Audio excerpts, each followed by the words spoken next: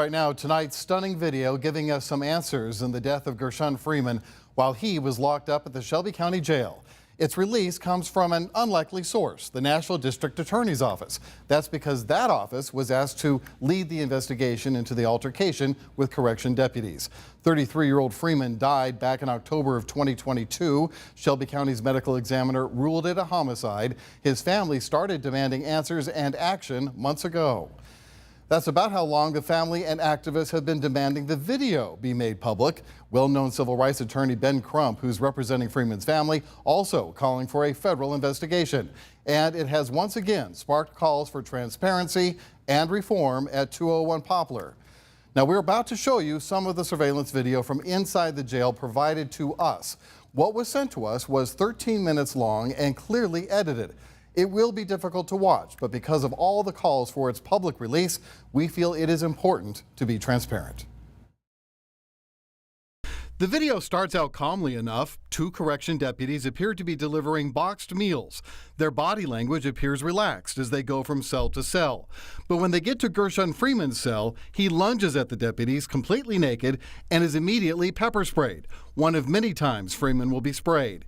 He runs out and grabs one deputy before he's wrestled to the ground by two of them. They start punching and kicking Freeman, mostly out of the camera's view.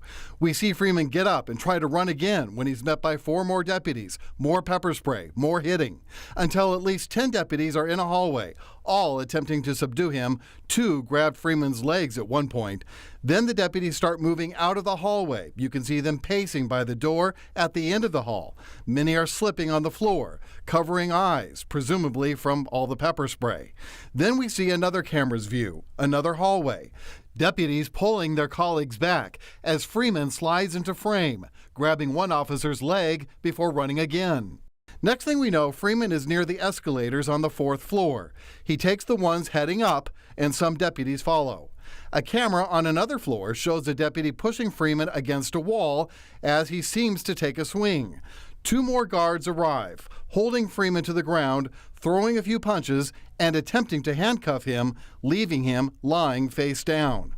When he moves again, we see a deputy place his knee on Freeman's back. That knee stays there consistently for 4 minutes, and what appears to be blood on the floor. The altercation, as the autopsy put it, is over. Freeman remains in the same position for about 2.5 minutes before medical employees show up. While that disturbing video does provide some answers, it also leaves us with several unanswered questions. The video sent to us does not have audio, so we don't know what was said during the whole encounter. Also, what happened between Freeman and any guards in the days before his death? Like we've mentioned, the video sent to us was edited, so what happened after the altercation? And there's now information about the guards involved, no information I should say about the guards involved, or any discipline that they received.